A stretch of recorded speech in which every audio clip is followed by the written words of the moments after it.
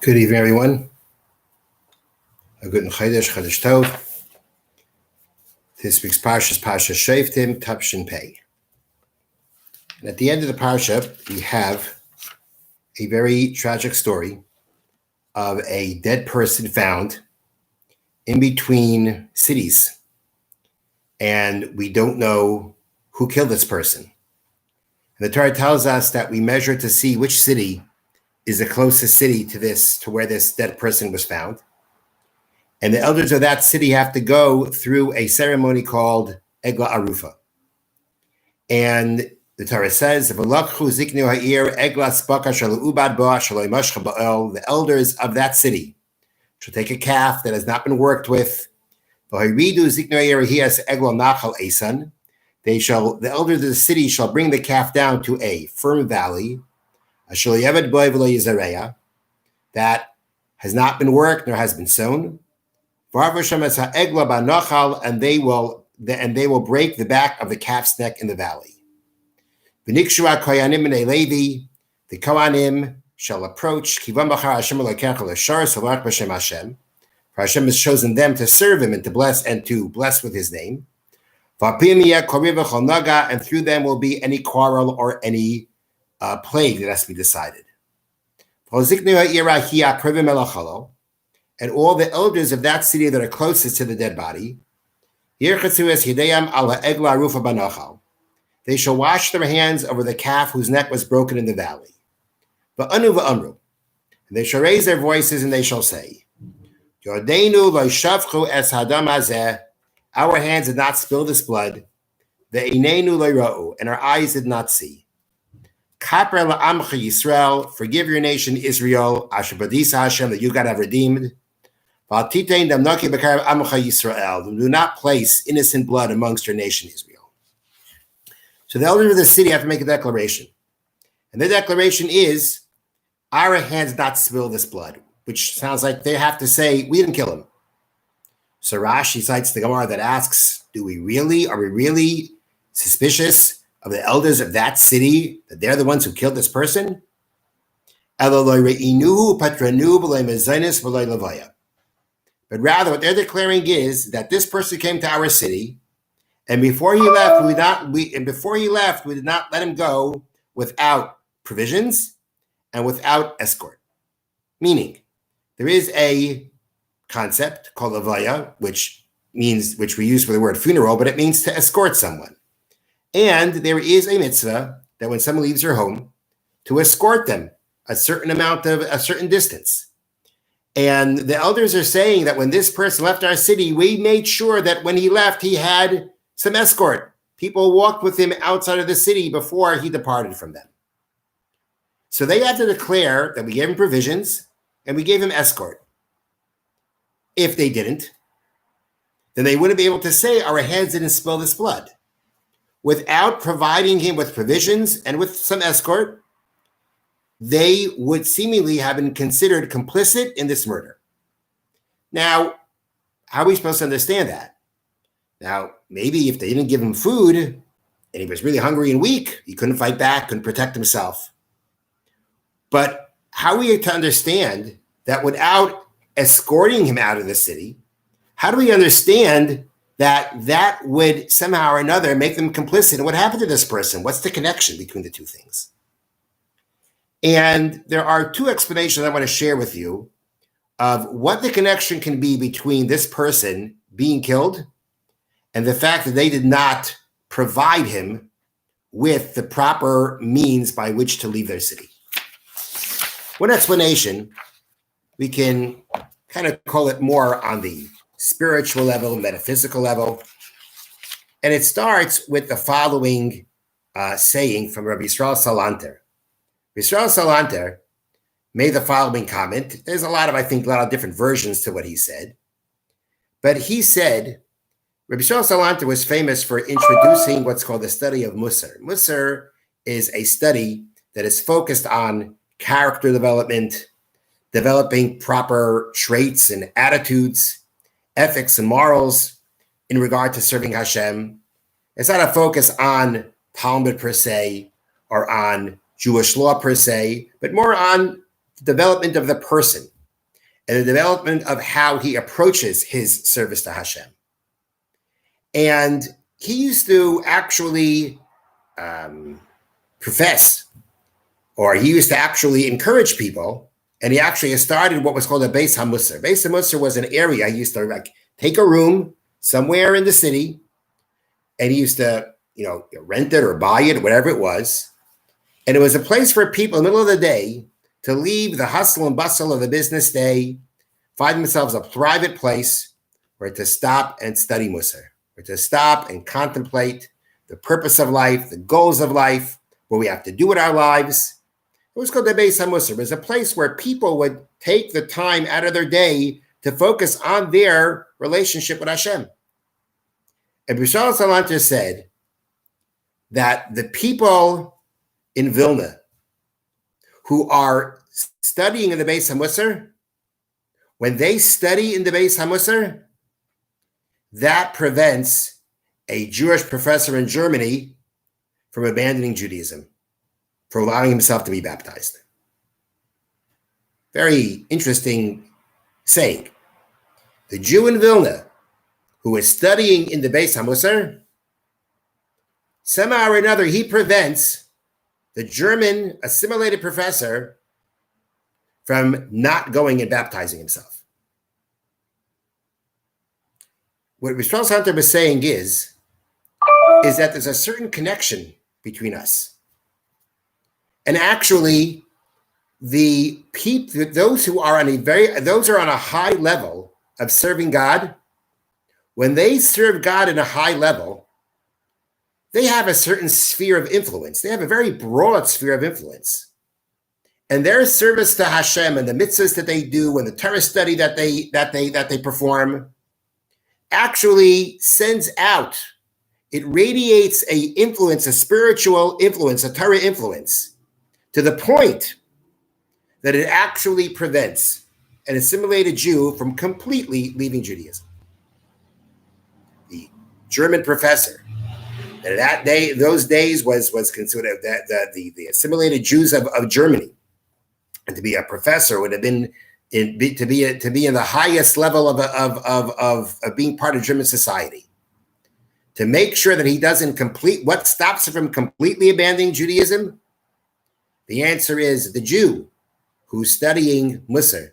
The Jew who is dedicated on a high level to the service of Hashem. He creates these spiritual ripples, these spiritual waves that have such a far reach that they can actually travel over countries and even leave its mark on someone that is so far from their Jewish roots. And in essence, this is really a concept of the connectivity that all Jews have. In essence, we are all one neshama in heaven. In Shemaim, in the heavens, there is one neshama of the Jewish people, which kind of spreads out and branches out as it goes into, as it becomes one with physical bodies that are separate things.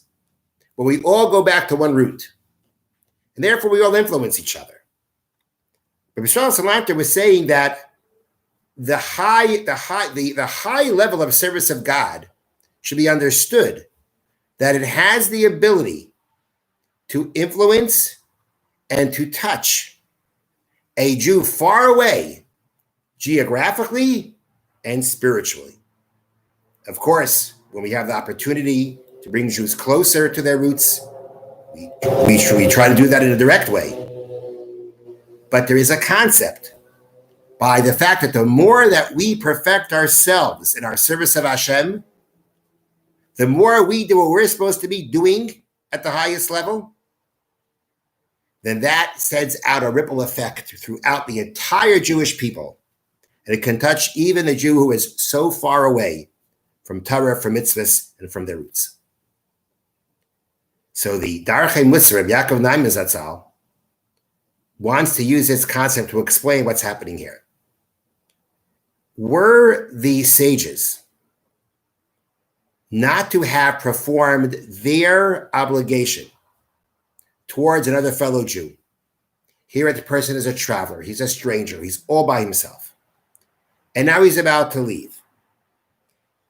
If they make sure to treat him with the proper respect and care, and make sure he has what he needs before he leaves, and even escort him out, walk with him, show him that there are people who care about him, and that we want to show him respect even as he leaves.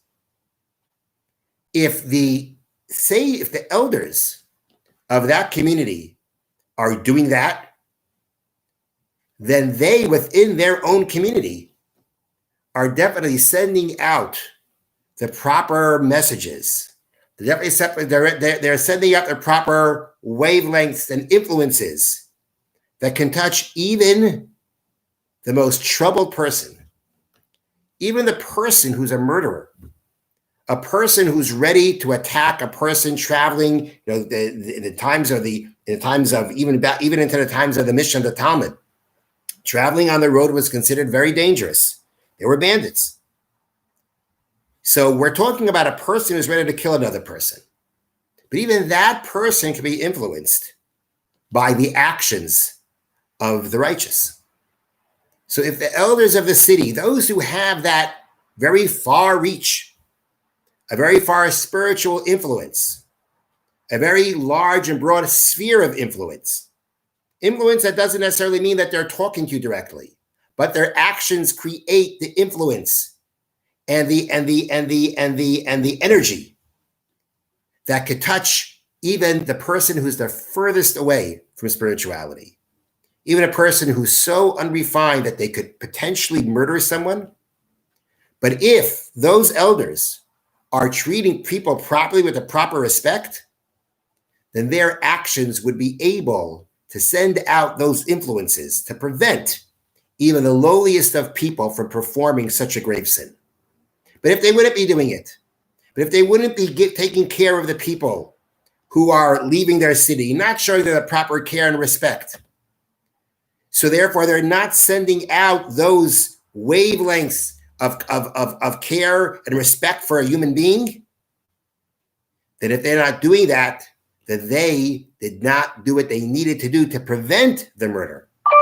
Because if they would have been doing what they could have done, they would have sent out that spiritual energy and influence that would have touched even the lowliest of people and prevented that person from committing a murder. But if they didn't do it, then they didn't do what they could have done to prevent the murder. And therefore, they would not be able to say, our hands did not spill the blood. No one's suspecting them of actually committing a murder. But they have to be able to say that we were not complicit. We did not aid. We did not allow this to happen. We did everything on our part to prevent it from happening. And what is that? What that is making sure that they take care of the people properly, including not just their own, but even a person who's passing through. And that person who's passing through is all alone and they need help and they need support.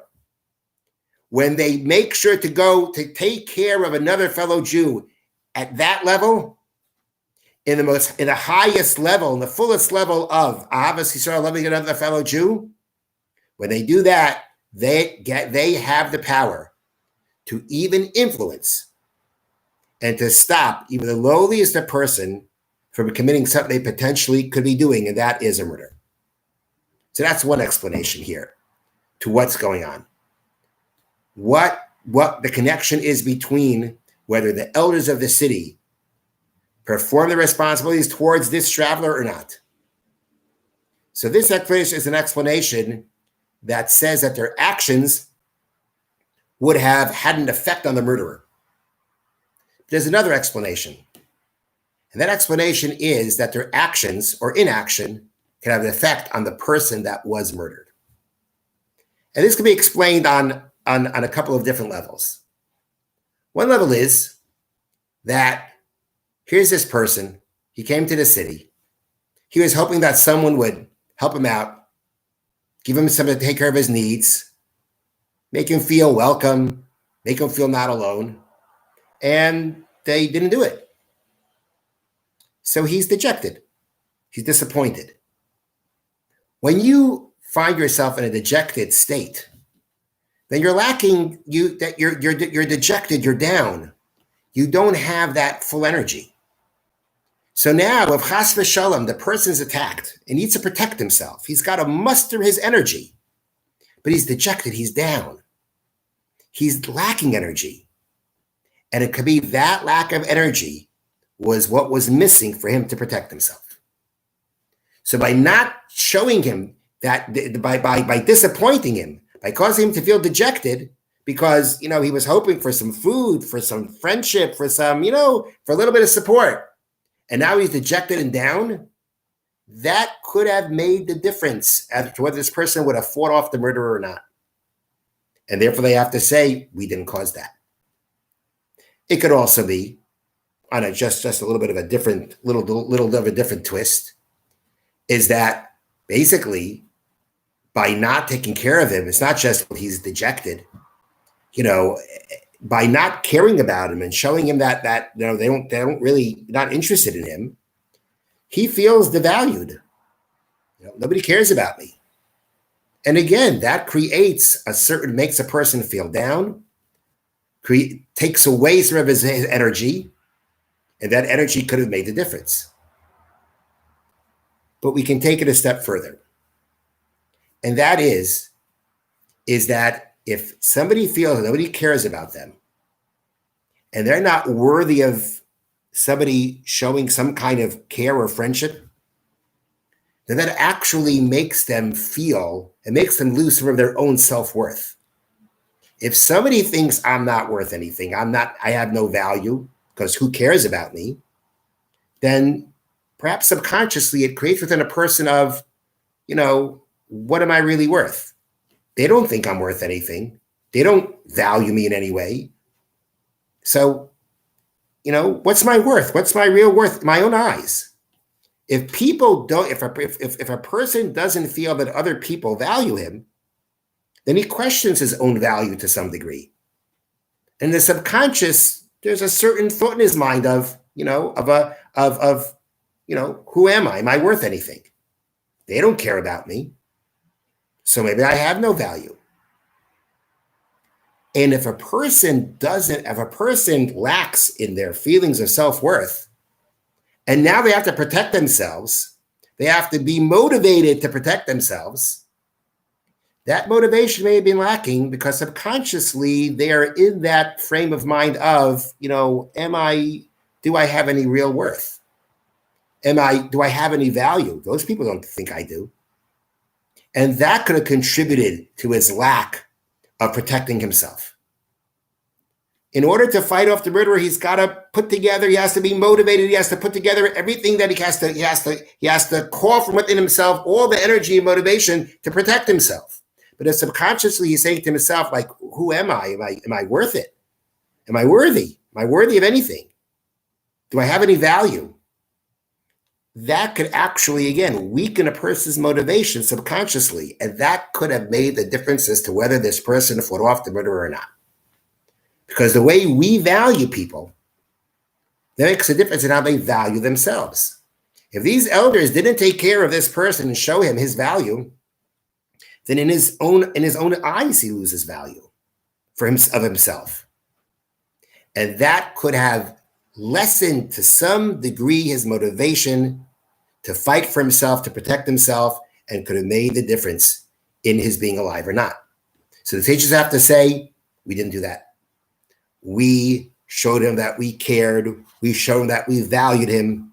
And therefore, we did not contribute to any of his feelings of lack of worth that could have contributed to him not fighting back as hard as he could have. And this is also a very important lesson. This is a very important lesson that people, we don't realize how much people value themselves based on the value that we show them, based on the care that we show them, based on the fact that when we say to someone, I care about you, then they care about themselves. If we don't care about you, then they wonder, should I care about myself? Am I worth something to care about myself? If they don't value me, do I really have value? going to share with you a very, very touching story. This story involves Shlomo Kalbach. Shlomo Kalbach had a practice that whenever he met someone, he would ask for their name and phone number and tell them, I'll give you a call. He wanted to get to know them more. That was the way he was. And a person told the following story. Now, sometimes he got back quicker than other times, but he told the following story. That a person. I had given him my phone number at a concert 10 years before. He hadn't called and I was sorely disappointed.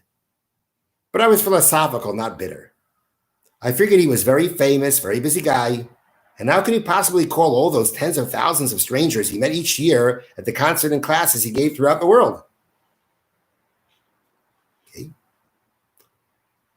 10 years passed, I never saw him again, and then one morning, the phone rang. I didn't want to answer it, the man said. I was in a very despondent state and didn't want to talk to anyone. But it rang repeatedly, insistently. The caller refused to give up. It must have rung 20 times. Reluctantly, I went to answer the phone. Hey, holy brother, what's happening? The caller asked in a jovial, familiar voice. It was Shlomo Kalbach, who used to address people as my holy brother. The man said I was stunned. It had been 10 years since he had first scribbled down my name. Shlomo, I asked in total shock, what made you call just now? Well, I was looking for an old Bible, he said, which I haven't used for some time. And when I found it and opened it up, a little piece of paper with your name and number fell out. I figured it was a sign from God I should give you a call. An electric jolt coursed through my body and into my very soul. Shlomo, I said, staring at the noose that was dangling from the ceiling and at the chair underneath it, which I had just prepared. You called just in time. What a phone call can do, what a little caring can do, showing someone some value. Let me read you another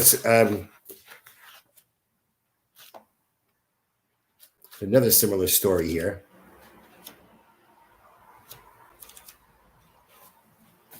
See if I can find it.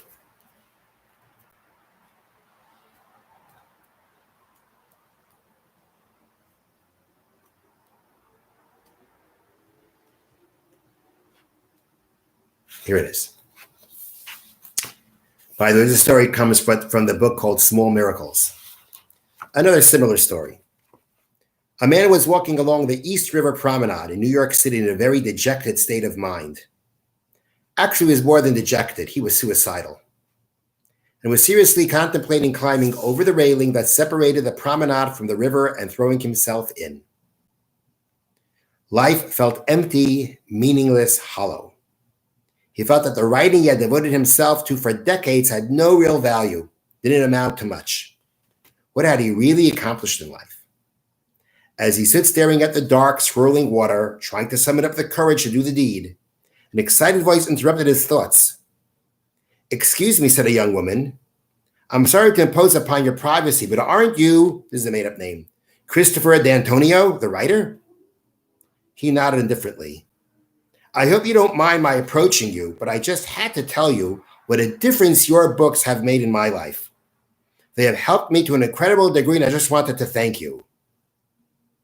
No, it is I who have to thank you, D'Antonio said, as he wheeled around, turned away from the East River, and headed back home. Somebody came over and acknowledged what they did for them. This woman felt she should acknowledge this person and show him and thank him for what he did. And she prevented him from committing suicide because when she showed him value, he realized he had value. So we have two important lessons here. We have a lesson that although, according to the first explanation, Rabbi Strauss Halanter's idea seemed to be focused on those at the very high level spiritually, But clearly that whole concept has to do with our connectivity, that we're all connected. And we should all realize that through the Torah and the mitzvahs that we do, we send out these spiritual energies, we send out these spiritual influence, wavelengths, whatever word you want to use. And we never know how, and it touches another person. It can influence another person just by doing what we're supposed to do. And the more we do and the better we do, the more our automatic sphere of influence becomes greater. And who knows who we can touch in that manner. The other lesson is that the way we value others, that's how others value themselves. It's something that's very important. Something that's so important. People need to feel some value. And they get it when we give them value. When we give them the value by showing them care, sensitivity, gratitude. And who knows what difference we can make in their lives. Shabbos, good Chodesh Tov, have a wonderful Shabbos.